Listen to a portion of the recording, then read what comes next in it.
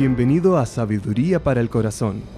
El Dr. Stephen Davey, pastor de la Iglesia Colonial y presidente del Seminario Teológico Shepherds, en la voz y adaptación de Daniel Cuquín, le invita a conocer más de la Palabra de Dios.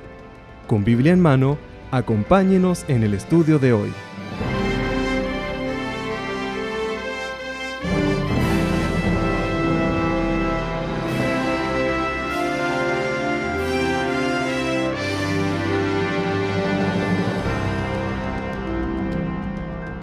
Un famoso pastor escribió un libro titulado 2008, Testigo Final de Dios. En este libro, él afirma saber cuándo van a comenzar los juicios de las copas de la ira de Dios sobre el planeta. Él cree que ya estamos en el período de la tribulación. Este autor mezcla partes de Apocalipsis con sus propias ideas extrañas y arrogantes, a decir verdad. Él combina también algunos eventos catastróficos, incluyendo problemas en el campo magnético de la Tierra, erupciones volcánicas, radiaciones solares, tsunamis, colapsos económicos, con los juicios divinos en Apocalipsis. Él escribió: en Apocalipsis se hablan de los dos testigos, dos profetas de Dios establecidos para testificar a todo el mundo de su plan y propósito para la humanidad. Es ahora con confianza, valentía y gran claridad que anuncio a través de la revelación directa de Dios que yo soy uno de los dos testigos. Me han sido revelados los tiempos de los juicios y sé qué sellos del Apocalipsis se están abriendo. Sé que el sexto sello ya se ha abierto. Sé exactamente el día en que el primer sello fue abierto. El nombre de este pastor es Ronald Weinlein, y él afirma que Dios no le permitió al apóstol Juan que revelara algunas cosas que iban a pasar, ya que esa tarea le corresponde a él, como el último testigo de Dios. De hecho, el libro afirma que mientras que el apóstol Juan recibió la tarea de registrar eventos proféticos, Weinlein recibió la tarea de revelar los tiempos. Ahora, ¿qué hay del hecho de que Apocalipsis no es la revelación de Juan, sino la revelación de Jesucristo? ¿Qué hay del hecho de que el apóstol Juan dijo que si alguno se atrevía a agregar una sola palabra a su profecía sería maldito, anatema? Me pareció interesante que este autor declaró en su libro, publicado a mediados de 2006, que para el 2008 Estados Unidos ya no existiría como nación. Bueno, no creo que sea necesario comentar acerca de eso. Muchísimos de los seguidores de Weinlein vendieron todas sus pertenencias, se fueron a vivir en cuevas y refugios temporales, esperando el juicio de Dios sobre la tierra y esperando sobrevivir. Lo que me hace recordar al libro titulado 88 razones, que afirmaba que el rapto ocurriría en 1988. Los creyentes en Corea especialmente le encontraron razón a los cálculos del autor, vendieron sus hogares y renunciaron a sus trabajos para esperar el rapto. Ahora, una cosa es hacer cálculos, aunque no es recomendable, y otra cosa es decir que uno es el profeta final de Dios. El 2008 llegó y se fue y nada pasó. Bueno, la verdad es que algo sí pasó, y es que Weinlein se fue de vacaciones a distintas partes del mundo y luego fue acusado de fraude fiscal. Él siempre ha negado ser un falso profeta, y simplemente dice recibir mayor revelación de Dios, que según él sigue posponiendo su juicio por algún motivo. Hasta el día de hoy, él sigue viviendo a costa de sus seguidores. Él no es el primero ni el último en predecir el futuro, decir tener revelaciones de Dios y ganarse un dineral a costa de sus seguidores. Tristemente, miles de personas siguen ciegamente a estas personas porque quieren saber más del futuro de lo que Dios ya ha revelado. ¿Recuerda el año 2000? ¿Todo el pánico? Aún las librerías cristianas se llenaron de libros anunciando el regreso de Cristo. Sé de iglesias que se pusieron a juntar trigo y grano en los sótanos. Sé de cristianos que estaban considerando mudarse. De hecho, conocí a una pareja que estaba promoviendo la compra de molinos de aire para poder generar energía en la ciudad. Y sé que a todos nos gustaría saber si Jesucristo va a volver o no durante nuestra vida. Todos los que amamos al Señor queremos verlo pronto. Anhelamos su venida, su reino, el nuevo cielo y la nueva tierra. Y eso es bueno. Y espero que nuestro estudio de Apocalipsis le ayude a anhelar más y más la venida del Señor, pero evitemos los extremos. Por un lado, no cerremos los ojos a lo que está pasando en el mundo. Eventos que nos muestran cómo todo se está preparando para la venida de Cristo. Los esfuerzos para lograr una comunidad global y una economía mundial y un líder mundial. Hay cristianos que responden a la mención de cualquiera de estas cosas, patrañas. Pero evitemos eso también. Sin embargo, al mismo tiempo, evitemos el otro extremo de fijar fechas y nombres. Es correcto decir, su venida está más cerca que nunca. Sin embargo, no manipulemos el texto para decir que va a pasar tal año o tal día. Querido oyente, evite a aquellos que afirman tener otra palabra de parte de Dios. Dios ya dijo a través del apóstol Juan que esta es su última palabra profética. Apocalipsis 22:19. La verdad es que el corazón humano quiere más conocimiento del futuro, y esa es la razón por la que hay millones de personas que consultan su horóscopo cada día. Querido oyente, tengo buenas noticias para usted. No tenemos que depender en falsos profetas con nueva revelación.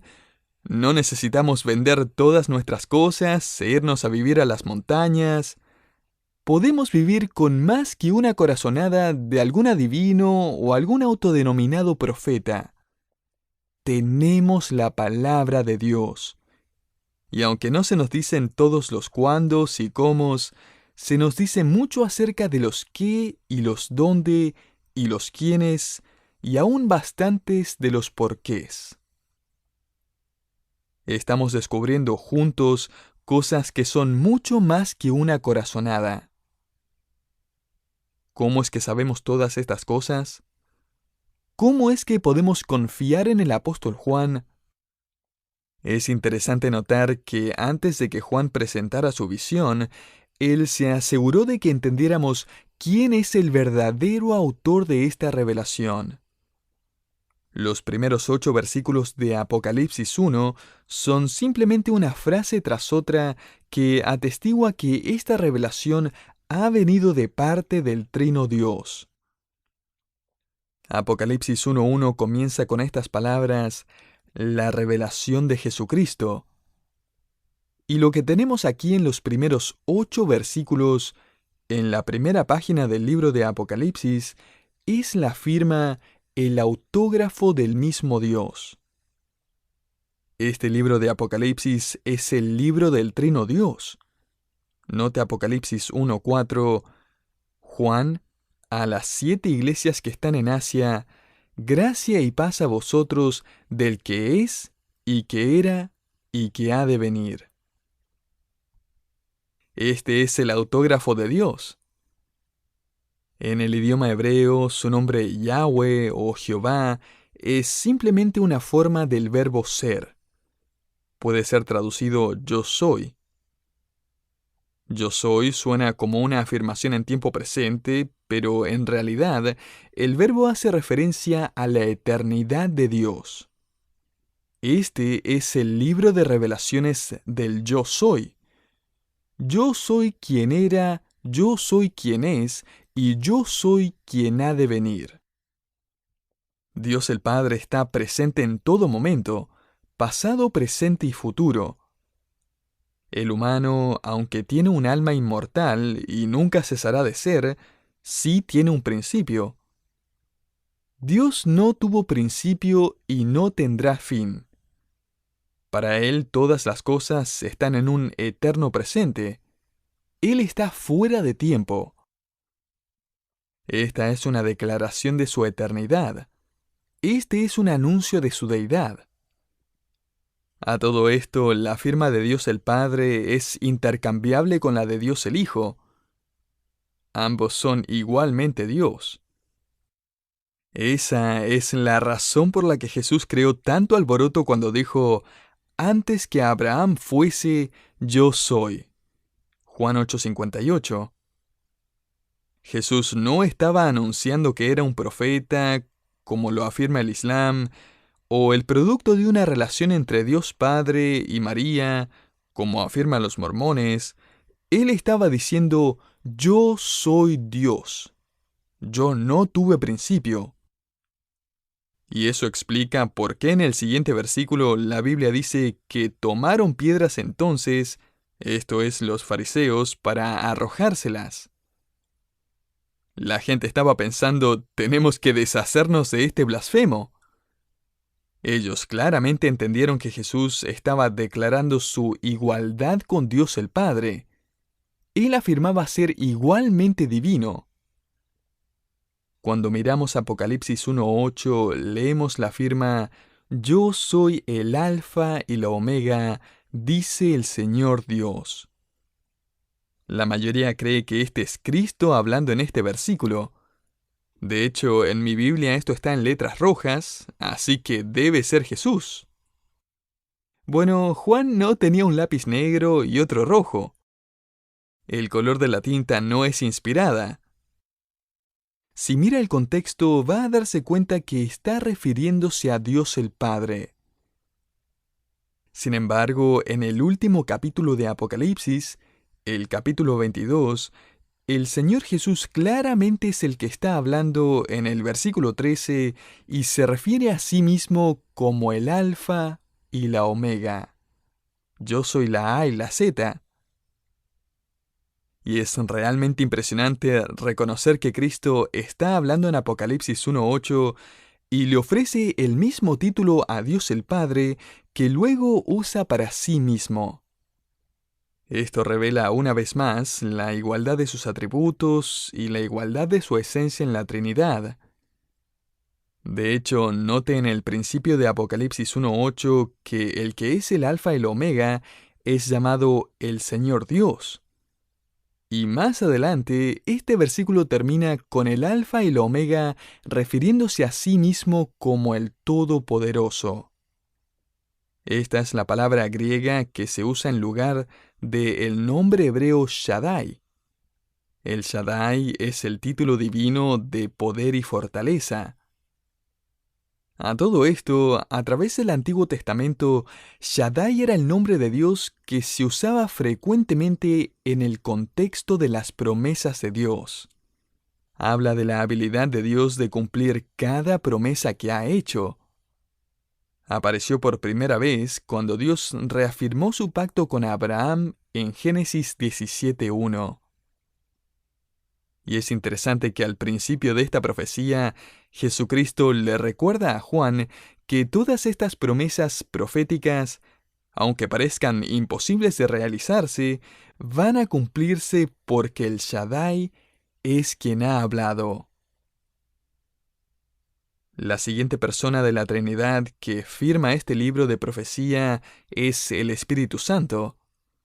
Note en Apocalipsis 1:4 que esta profecía no solo viene de Dios el Padre, sino de los 7 espíritus que están delante de su trono.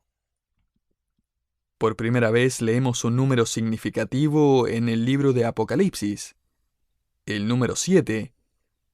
Cuando encontramos el número 7, tenga en mente que este es un símbolo de perfección y totalidad. De hecho, este número 7, en referencia al Espíritu Santo, viene de Isaías 11:2, donde el profeta habla de la perfección y la plenitud del Espíritu de Dios. Isaías describe al Espíritu de Dios de 7 maneras en el capítulo 11, versículo 2. Él es el Espíritu del Señor, el Espíritu de sabiduría, el Espíritu de entendimiento, el espíritu de consejo, el espíritu de poder, el espíritu de conocimiento y el espíritu del temor del Señor. Los 7 espíritus es un símbolo del Espíritu Santo en su totalidad y perfección. La tercera persona de la Trinidad que oficialmente firma su nombre en la primera página de este libro es el Señor Jesucristo. El libro de Apocalipsis no es solo un libro de parte de Dios el Padre y Dios el Espíritu Santo, sino que también de Dios el Hijo. Dios el Hijo es descrito en 3 formas en Apocalipsis 1:5. Primero, Él es el testigo fiel. Segundo, Él es el primogénito de los muertos. Tercero, Él es el soberano de los reyes de la tierra. Ahora vayamos parte por parte. Primero, Dios el Hijo es el testigo fiel. Esa descripción tiene que ver con su responsabilidad. Al apóstol Juan le apasiona hablar de Cristo como a aquel que entrega el testimonio auténtico y veraz. En su Evangelio, él describe a Cristo como aquel que vino al mundo para dar a conocer la persona y el plan de Dios el Padre. Juan 1:18. Él escribió que Cristo dijo cuando estuvo de pie delante de Pilato: «He venido al mundo para dar testimonio de la verdad». Juan 18:37. Cuando Jesucristo habla, Él habla la verdad, toda la verdad y nada más que la verdad. Como un testigo sobre el estrado, Cristo está de pie y declara fielmente el camino, la verdad y la vida. Juan 14:6. Segundo, Cristo también es llamado el primogénito de los muertos. Esto no quiere decir que Cristo fue el primero entre muchos nacidos y que luego resucitó de los muertos. La palabra griega se refiere a su supremacía en conquistar la muerte y levantarse de la tumba. Primogénito no se refiere a una secuencia de tiempo, sino a la preeminencia de aquel que conquistó la muerte para siempre. Cristo es el testigo fiel, lo que se refiere a su responsabilidad. Cristo es el primogénito de los muertos, que se refiere a su resurrección. Y la tercera descripción de Dios el Hijo es que Él es el soberano de los reyes de la tierra. Esto se refiere a su dominio supremo. Cristo va a reinar sobre todos los reyes de la tierra. Él es el Rey de Gloria, Salmo 24:7, el Rey del cielo, Daniel 4:37, el Rey de los judíos, Mateo 2:2, el Rey de Israel, Juan 1:49, el Rey de los siglos, 1 Timoteo 1:17, el Rey de los santos, Apocalipsis 15:3, y el Rey de reyes, Apocalipsis 19:16. Y esta no es solo una corazonada de Juan. Esta es la revelación del Trino Dios. Y todos los 3 han firmado su nombre en la primera página.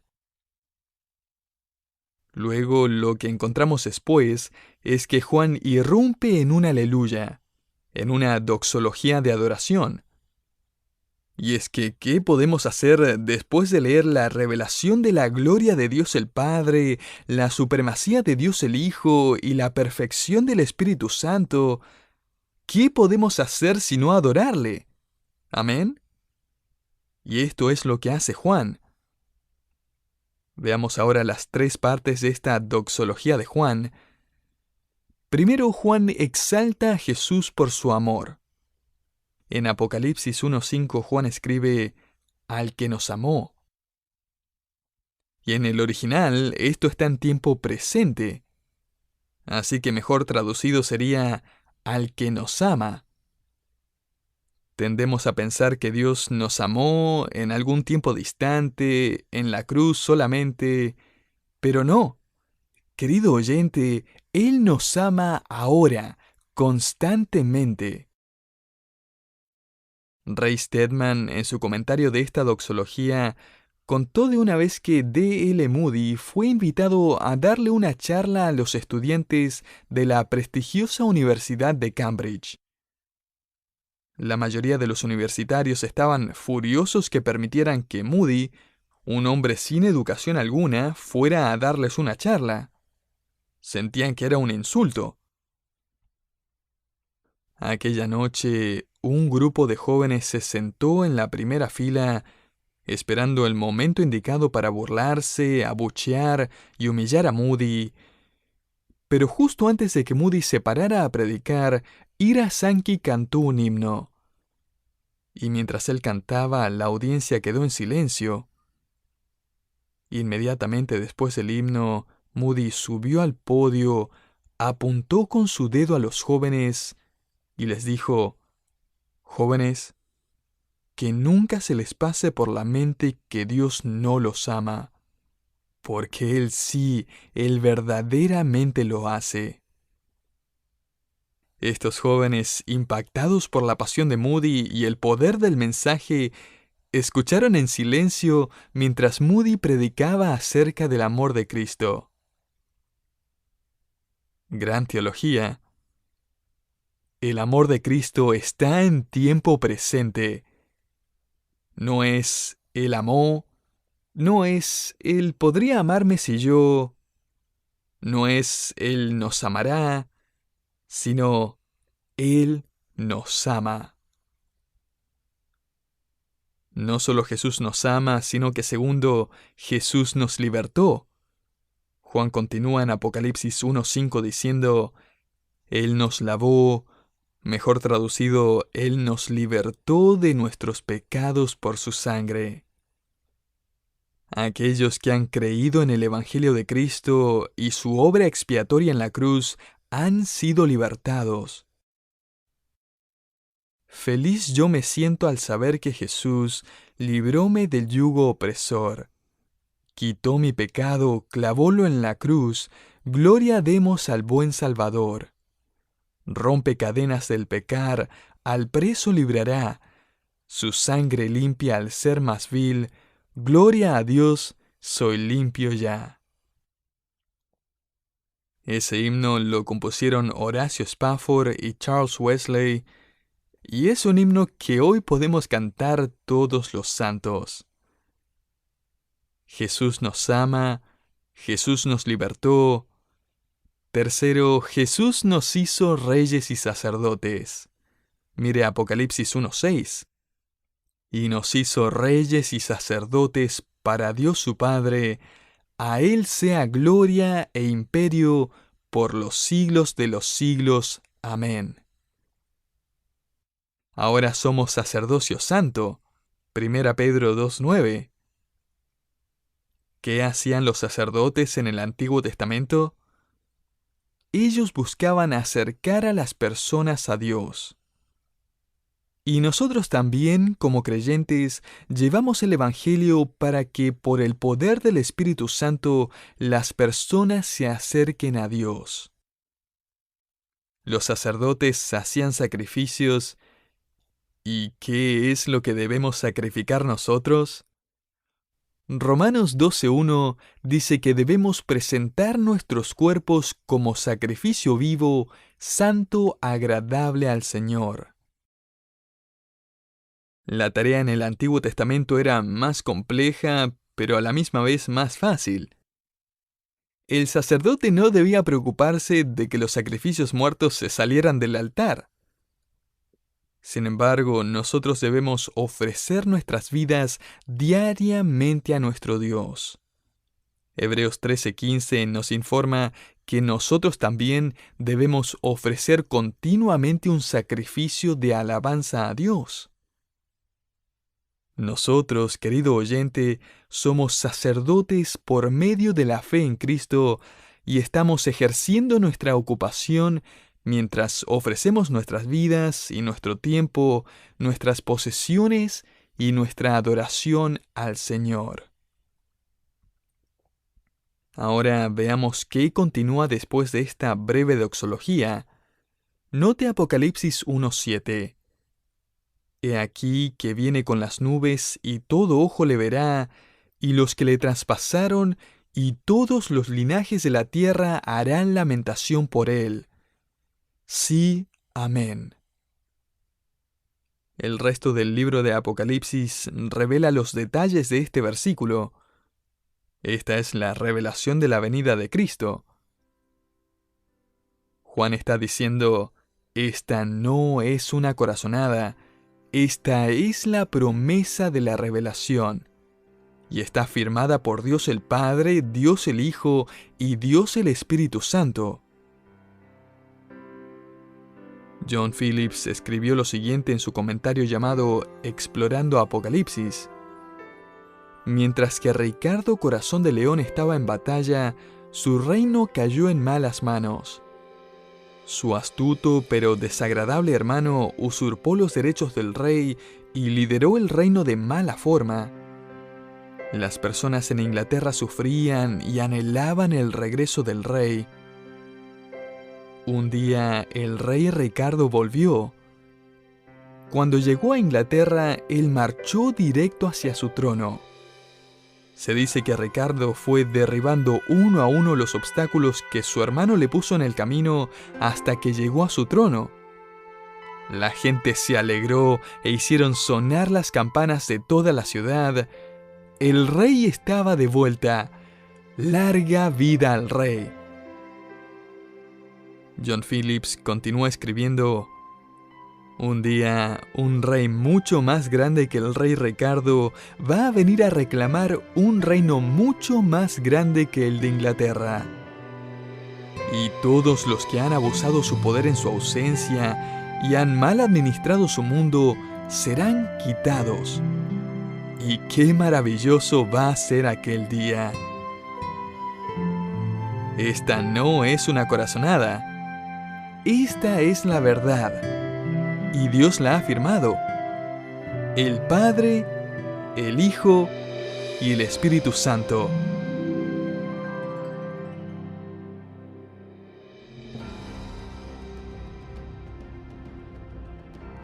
Muchas gracias por habernos acompañado en Sabiduría para el Corazón. Si usted quisiera saber más acerca de este ministerio o quisiera escuchar este programa nuevamente, le invitamos a que visite nuestra página en internet www.sabiduriaespanol.org. También le invitamos a que nos siga en las redes sociales como YouTube, Facebook e Instagram. Finalmente, si quisiera contactarse con nosotros, escríbanos a sabiduría@wisdomonline.org.